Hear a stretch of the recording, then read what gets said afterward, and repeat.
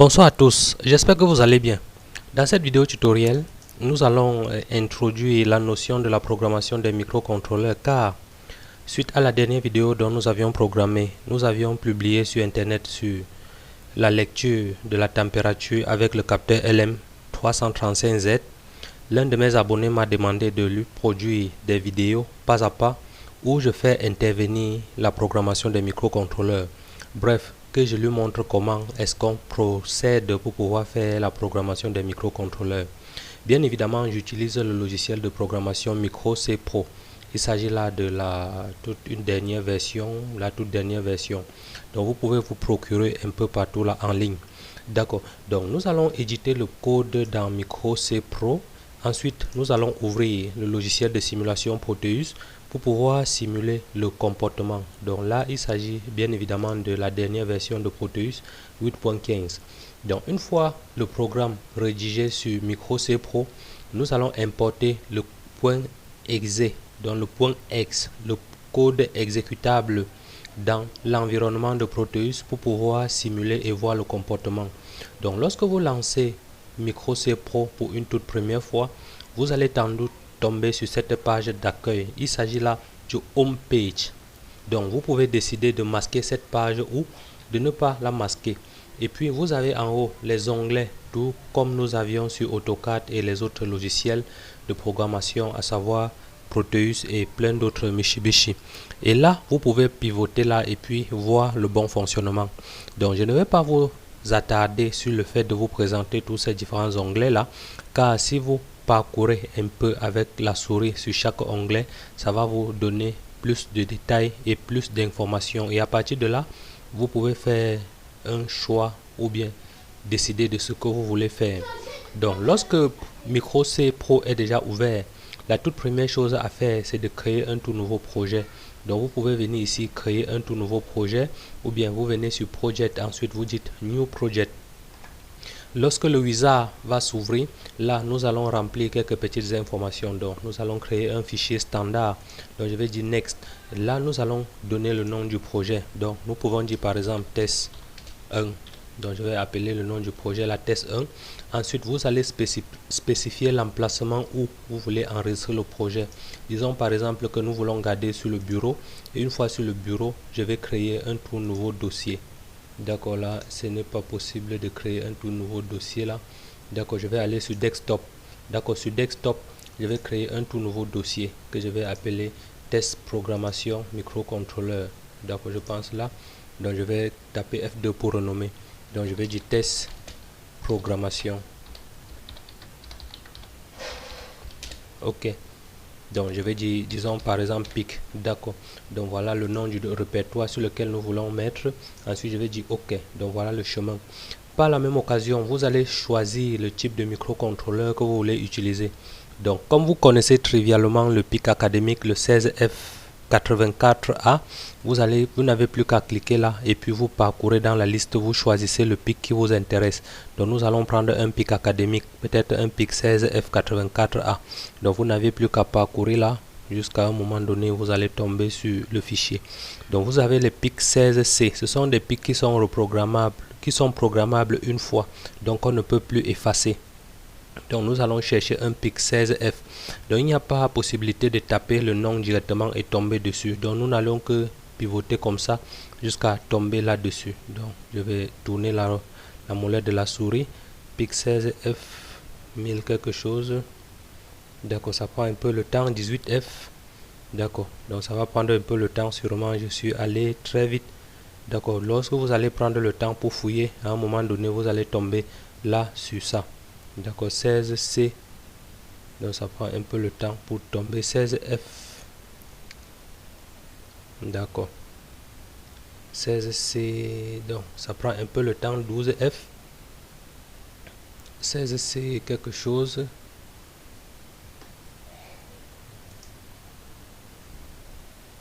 D'accord, et après avoir bien parcouru le fichier, je suis tombé sur le PIC 16F84A. Et par la même occasion, vous allez choisir la fréquence des oscillations à laquelle ça va tourner. Disons que nous allons mettre 4 Hz, donc à 4 MHz. Donc je vais taper la 4 MHz.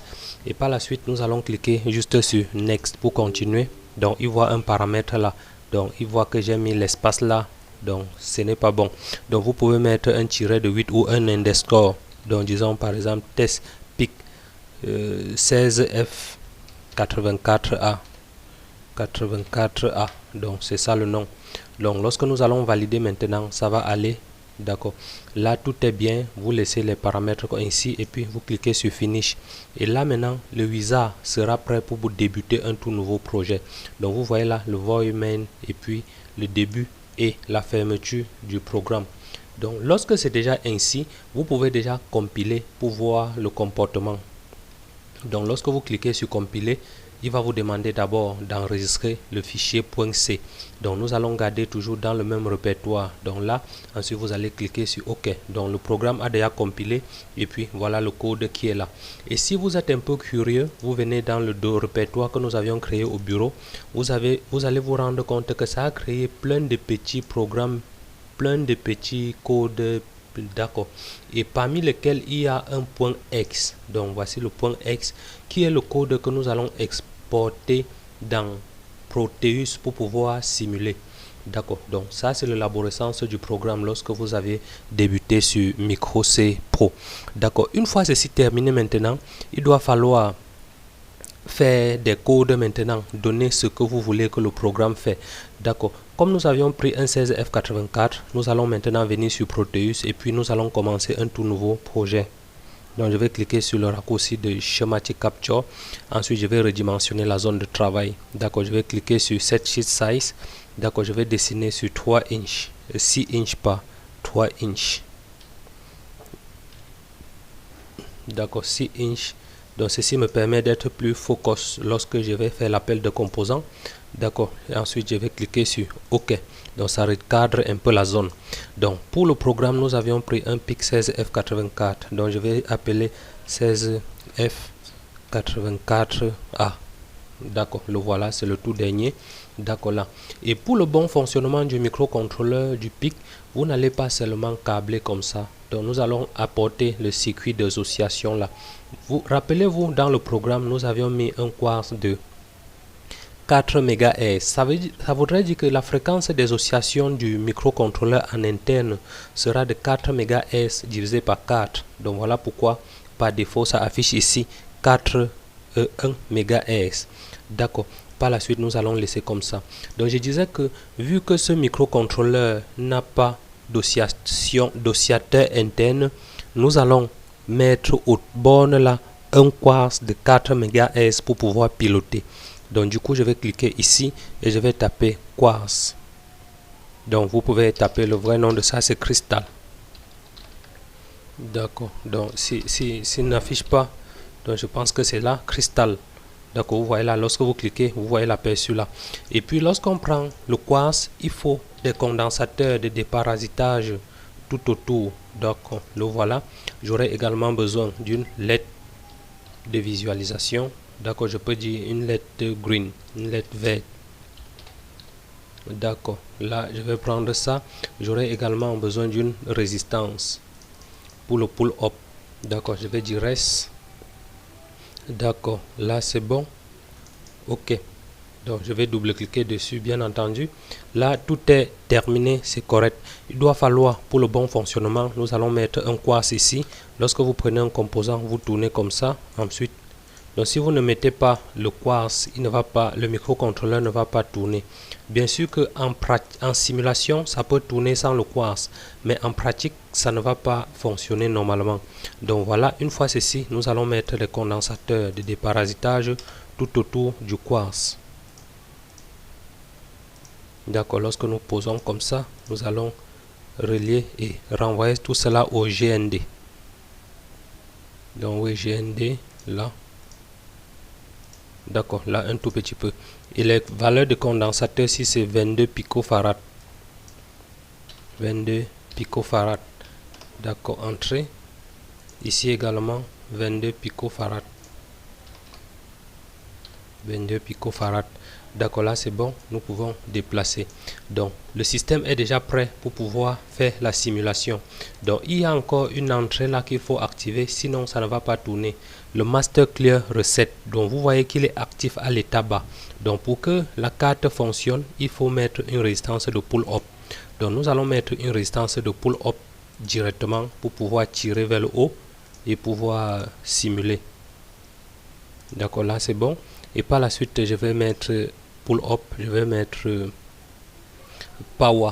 Donc je vais prendre un VCC, VCC power là. D'accord, et je vais venir poser là. Et par la suite, nous allons mettre ici à VCC. D'accord, VCC. D'accord. Ce qui fait que si nous prévoyons peut-être de faire un circuit de recette, donc nous allons mettre ici et prendre un bouton poussoir de recette et poser là pour pouvoir réinitialiser le circuit en cas de fonctionnement. D'accord. Donc voilà un peu l'interface de comment ça se présente. Si nous lançons maintenant la simulation, nous n'aurons rien car nous n'avions pas mis le code dans le microcontrôleur. Donc voilà l'erreur que ça affiche. D'accord, nous n'avions pas mis le code dans le microcontrôleur. Et pour charger le code, nous allons double-cliquer dessus. Et puis, le code, le programme que nous avions généré avec micro C, c'est sur le bureau. Donc, nous allons parcourir sur le bureau. D'accord, là. Donc, voici sa test de programmation de PIC. D'accord, là. Et voilà le code.s que ça a généré. D'accord, je valide OK. Donc, si nous lançons maintenant la simulation, vous verrez que vous n'aviez aucune erreur. Donc, aucune erreur ne se produit. Ça voudrait dire que la carte est déjà fonctionnelle et déjà prête à travailler. D'accord. Ce qui nous reste maintenant à faire, c'est de configurer dans le programme et donner un sens de fonctionnement dans le programme. Donc vous voyez par exemple que sur la carte-ci, nous n'avions pas initialisé les ports ni configuré les ports. Donc si nous voulons par exemple lire les entrées ou bien envoyer des informations en sortie, donc il doit falloir configurer les ports. Et pour pouvoir configurer les ports, nous allons utiliser la commande tris. Donc il suffit de taper. Donc je vais dire tris A. D'accord. Et puis je vais initialiser par une valeur. Donc si je dis égal à 0 peut-être en binaire, donc je vais mettre en binaire 0 0 0 0 0 quelque chose et puis je mets point virgule. D'accord. Là, il va comprendre que je suis en train de configurer le port A en sortie. D'accord. Si je lance la compilation, d'accord, il voit une erreur là qui s'affiche. D'accord. Il est à quel niveau? Tris A. D'accord. Je vais mettre B minuscule. D'accord. Donc, s'il y a une erreur là, je vais voir comment je vais revenir. Donc, il se pourrait que c'est dans la configuration. Undefined tris. D'accord.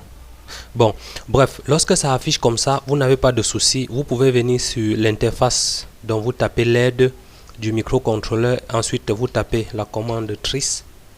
D'accord. Donc, une commande tris A, par exemple. D'accord, vous validez. Donc, ceci, c'est pour permettre de voir comment configurer les entrées. D'accord, je vais par exemple dire tris A. Donc peut-être il y a un élément là que je mets qui n'est pas normal. D'accord, je vais prendre par exemple un élément LCD. Donc à partir de là, je vais voir où configurer. D'accord, donc vous voyez là, à partir d'ici, nous voyons un exemple de programme où nous pouvons configurer les entrées. D'accord, je vois là en micro C, il refuse de configurer les entrées à ce niveau. D'accord. Ce qui me manque là, c'est une commande. Donc, je ne sais pas comment est-ce que je prends ça. D'accord, bon, pas de souci. Donc, je vais taper 0 fois trisa. D'accord, je vais enlever ici X. J'enlève, je mets là. D'accord, bon, il refuse. Donc, je vais aller sur le bring inlet qui était là. Donc, vous voyez là. Trisa. Donc, c'est dans le void main. Donc, pour lui, je ne sais pas, pour lui, il refuse parce que nous avions mis la valeur en binaire. Donc, je vais couper ceci. Et puis, je vais mettre 0 fois. Donc, sûrement, la valeur que j'ai mis était très grande. Donc, je vais mettre en hexadécimal. 0, X, 0, 0. D'accord. Donc je lance un peu la compilation. D'accord, il refuse toujours. Je vais couper. Cut. Donc ceci c'est pour configurer le port Trisa. Donc sûrement l'orthographe j'ai mal fait. Donc je vais prendre ici. D'accord, je vais dire copier. Et puis je vais venir là. D'accord, et puis je vais dire paste. D'accord, c'est Trisa. Donc j'avais mis un T de plus. Donc ce n'était pas correct. Là je lance la compilation. Donc vous voyez là que ça compile, ça affiche normalement. Et si nous venons maintenant sur micro C, donc vous voyez que sur Proteus, au départ, le pic était en état haute impédance. Donc il ne savait pas si c'était en entrée ou en sortie. Si nous lançons maintenant la simulation, vous voyez que ça a initialisé le port. Et ça a configuré le port en sortie. Et puis la valeur initiale du port a été aléatoire. Donc si nous voulons mettre une valeur de départ dans le port, donc nous allons dire port A égale à 0. Donc je vais mettre en majuscule port, disons, je suis sur le port A. D'accord, je vais dire espace égal, je dis 0, virgule. D'accord, point virgule toujours. D'accord, lorsque nous faisons comme ça et que nous compilons, donc vous allez voir que le port doit rester maintenant tout à 0, 0. J'annule et je relance. Donc nous avions initialisé tout le port à 0. Et si un instant, à lieu et place de mettre le port A à 0, 0, nous mettons par exemple à 1, par exemple, et je compile, ça va allumer tout le port A. Donc j'arrête la simulation, j'allume encore. Donc il allume rien que le bit C parce que la valeur que j'ai mis n'est pas en hexadécimal. Donc si c'est pour que ça affecte tout le port, je dois mettre 0 fois FF. Donc je mets une valeur en hexadécimal. D'accord, comme ça affecte tout le port. Et je peux également agir sur des bits du port. D'accord, vous voyez un tout petit peu comment ça a affiché là. D'accord, le port RA4, c'est un port où ça demande une spécification technique pour la configuration. Donc il ne se configure pas aussi simplement et aussi trivial comme ça.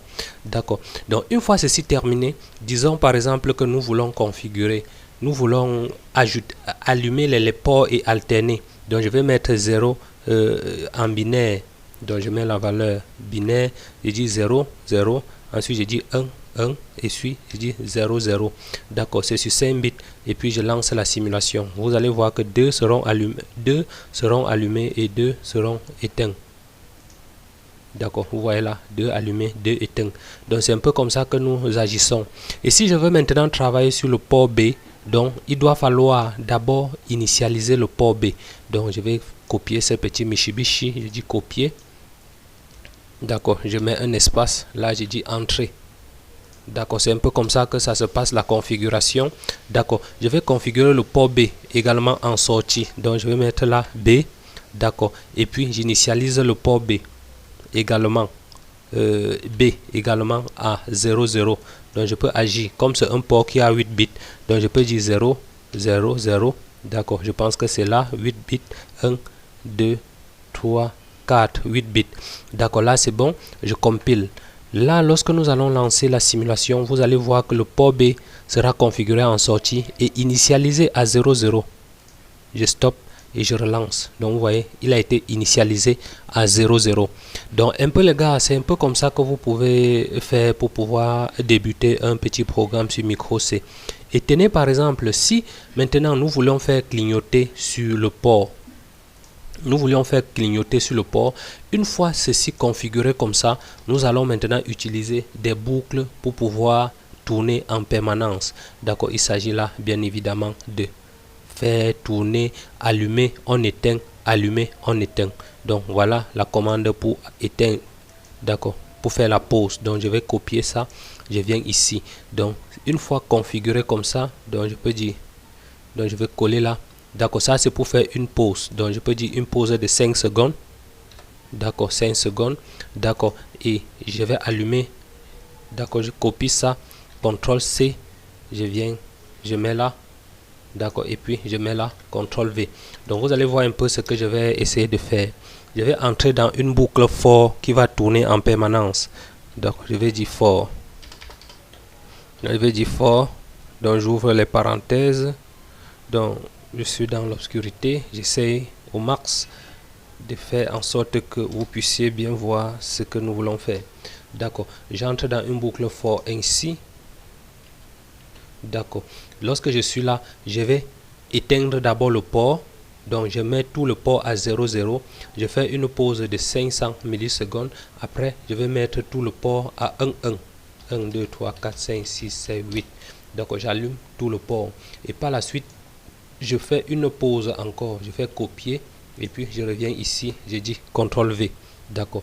Donc une fois ceci bien fait maintenant, nous pouvons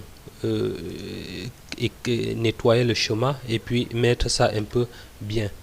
D'accord. Vous voyez un tout petit peu. D'accord. D'accord. Et à partir de là, vous voyez que le schéma est bien clair. On va commencer au départ, configurer le port A. En sortie, on ne va rien faire et on va allumer quelques bits là. Et par la suite, on va configurer le port B en sortie et puis on va initialiser tout le port à 00. Et puis on va tomber dans cette boucle qui va tourner en permanence. Donc j'ai mis for, mais je n'ai pas terminé. Donc je vais mettre des paramètres. D'accord. Et puis je vais mettre une boucle qui va tourner en permanence. Donc je pense pas si c'est les points virgules, quelque chose comme ça. D'accord, bref, si c'est ici il y a les erreurs, il va m'indiquer. D'accord, là c'est les points, c'est les virgules. D'accord. D'accord, je vais mettre virgule, virgule. D'accord, une boucle infinie. Donc qu'est-ce que j'ai mis là? Beaucoup de variables. D'accord. Ok, oh, qu'est-ce qui ne va pas là? D'accord, je vais revenir sur le code. Ça fait longtemps que j'ai plus fait ces boucles for i égale à 0. D'accord, je vais faire une boucle for sans paramètres. Qu'est-ce qui fait ça? Donc je veux dire for i. Donc il veut seulement que j'entre une valeur et pourtant je ne veux pas mettre une valeur. Donc je vais mettre ça qui fait ça en permanence. Donc je vais mettre changer de boucle. Je vais dire while tant que c'est vrai à 1 tourne en permanence.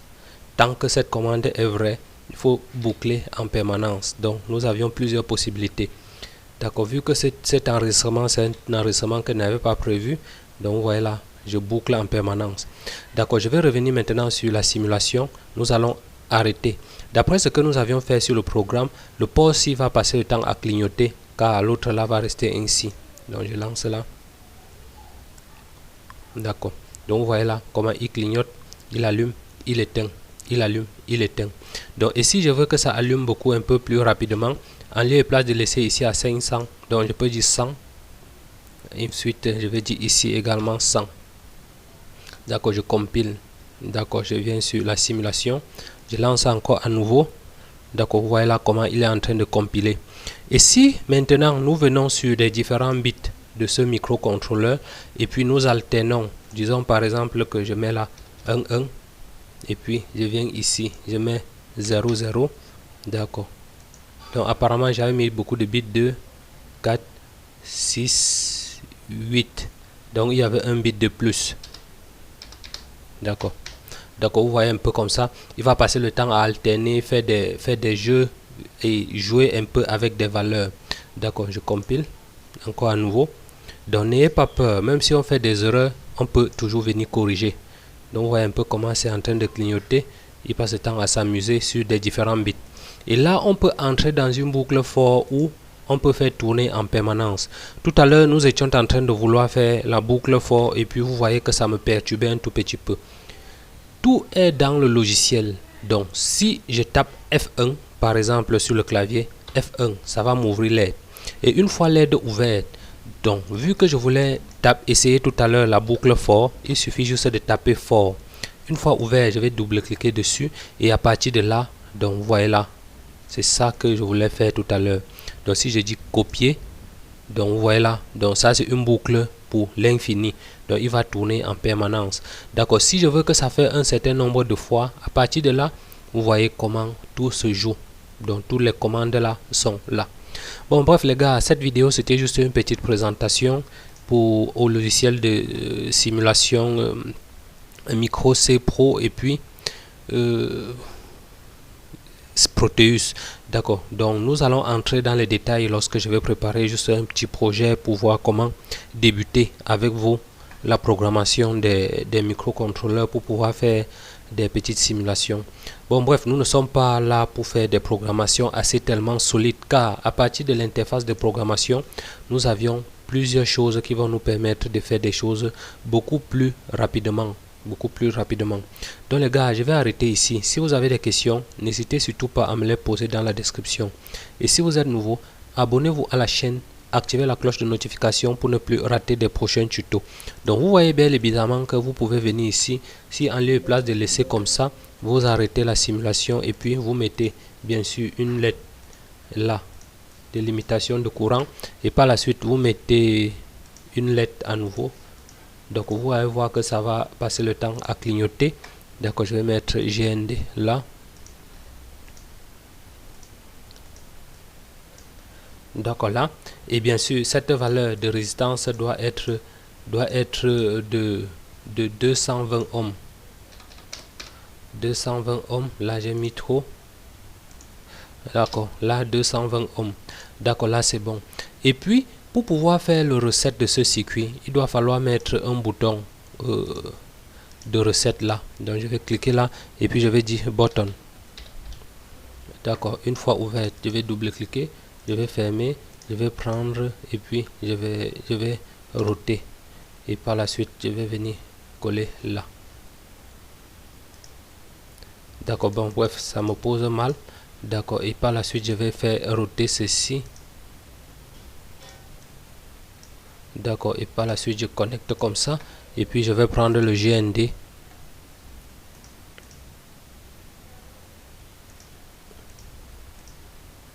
D'accord, à partir de là, maintenant, le circuit est prêt et est fonctionnel. D'accord, si nous mettons maintenant la simulation, vous allez voir le comportement. Donc, vous voyez comment la lettre clignote là-bas. D'accord. Bref les gars, c'est un peu comme ça que nous pouvons débuter un programme sur micro C.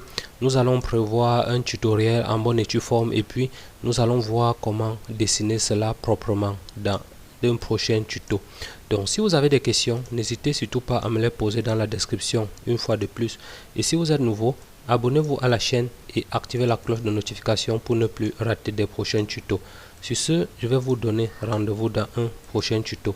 Switching grass for watching. And don't forget to subscribe to the channel. Have a nice night. Peace.